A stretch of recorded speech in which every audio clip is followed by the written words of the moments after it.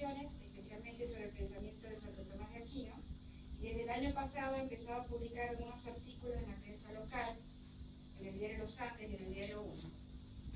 Pues lo agradecemos bastante porque son bastante luminosos. Así que... Muchas gracias. Agradezco ante todo la invitación de la profesora Patricia Barry y de la profesora Viviana Boj. Y justamente el origen de esta reflexión que voy a compartir con ustedes tiene, digamos, sucede en un artículo que publiqué en Los Andes, ¿no? Por eso me parece que estoy acá, digamos, gracias a la prensa local. Bien, entonces era una reflexión con motivo del atentado terrorista a Charlie Hebdo.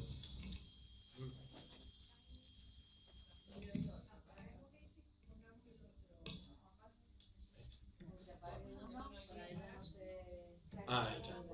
Bueno, ¿ahí se escucha bien o...? Bueno.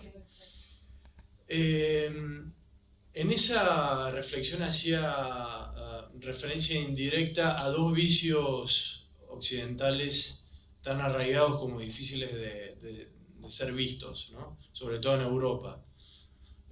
Bueno, es un poco fácil criticar a los europeos, pero bueno, tocaba en esta ocasión. Esos vicios son autorreferencialidad e hipocresía. En cuanto a lo primero, nos creemos con derecho a reírnos de los musulmanes, por ejemplo, pero no buscamos entenderlos. Por tanto, realmente no nos reímos de ellos, sino de la imagen occidental que tenemos de ellos. Montaigne decía, cada uno llama barbarie a aquello que no entra en sus costumbres. Y por el lado de la hipocresía, veo que la hipocresía reside en la constante apelación ilustrada a la libertad, pero esta apelación o esta libertad no es realmente universal, sino bien particular. Nos creemos como el francés con derecho a burlarnos de un musulmán, pero no le permitimos, por ejemplo, que sus mujeres usen el burka, ¿no? Como pasa en Francia, ¿no? Entonces, libertad solo para nosotros. A partir de esos dos vicios, autorreferencialidad e hipocresía, bueno, surgió ese pequeño articulillo en los Andes.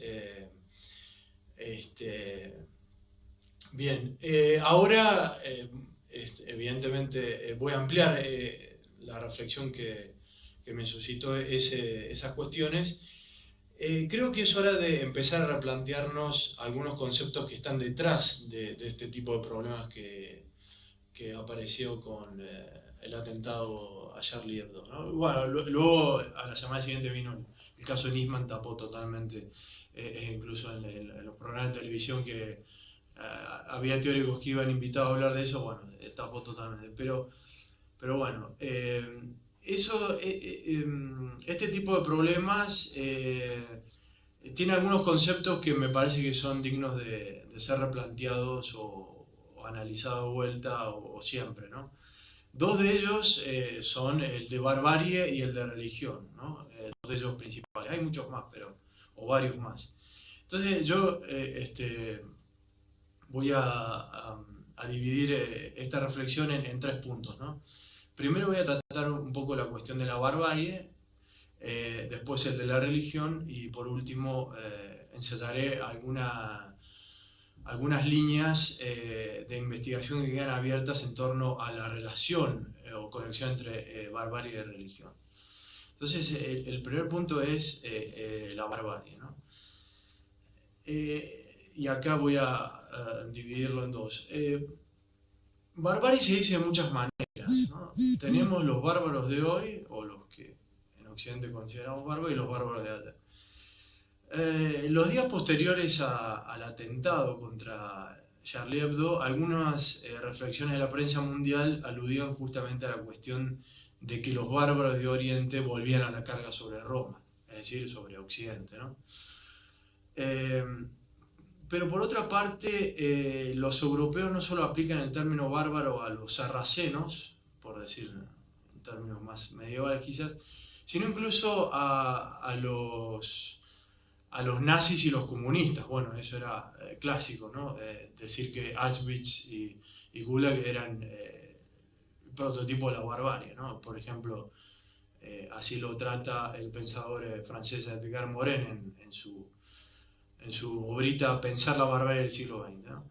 Pero incluso los europeos consideran bárbaros a los yanquis, ¿no? Esta vez para decir que la salvación de Occidente vuelve a estar en manos de los bárbaros del norte, ¿no? Esto se aplica, por ejemplo, en la crisis de las humanidades en las universidades europeas. Se piensa el auxilio, se puede encontrar en el programa de las artes liberales propio de la Academia Norteamericana, ¿no? Bueno, diversos sentidos de barbarie hoy en día, ¿no? Unos negativos, otros positivos. Y están, por supuesto, los bárbaros de ayer, que acá las profesoras de historia nos ponían a dar cátedra. Los griegos, ¿no? Decían a los extranjeros que no sabían hablar griego, entonces veían que balbuceaban, bueno, bárbaros, ¿no? Y después los hombres del norte y este del Imperio Romano, los hunos, los vikingos, los francos, los normandos. Bien, diversos tipos de bárbaros también de ayer. Y por último, me gustaría mencionar Facundo, Civilización y Barbarie, ¿no? En la Argentina del siglo XIX. Y ahí vemos ya que el concepto de barbarie no solo tiene un sentido histórico, sino antropológico, cultural y social, ético, ¿no?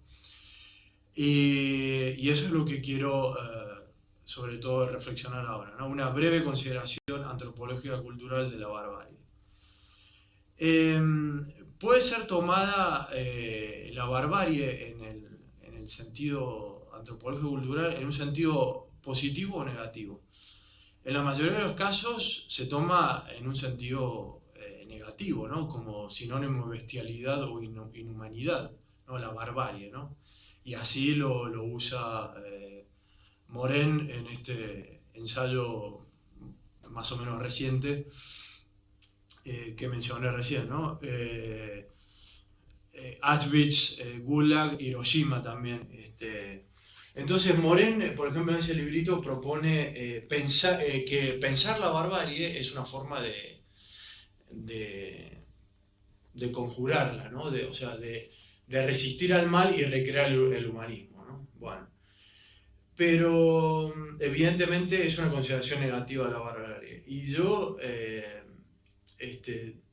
me gustaría más bien explorar sentidos positivos o de qué forma lo que pasó con Charlie Hebdo como símbolo, el problema es de Occidente, no de los bárbaros, ¿no?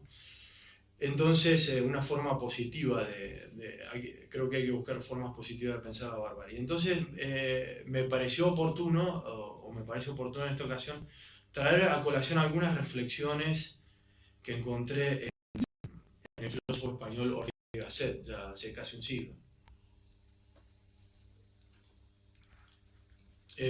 Bien, Ortega llamaba la atención sobre el hecho de que para entender la libertad, si se quiere libertad europea, hay que entender la realidad de la barbarie, ¿no? Curioso, un pensador considerado más bien liberal como Ortega, por eso me llamó mucho la atención y me puse a leer, digamos, en Ortega con la atención que decía al respecto, ¿no? Entonces, para entender la libertad europea o de forma más específica el sentido medieval de la libertad, porque cuando Ortega habla de barbarie está tratando de reflexionar sobre el medioevo español y europeo, hay que retroceder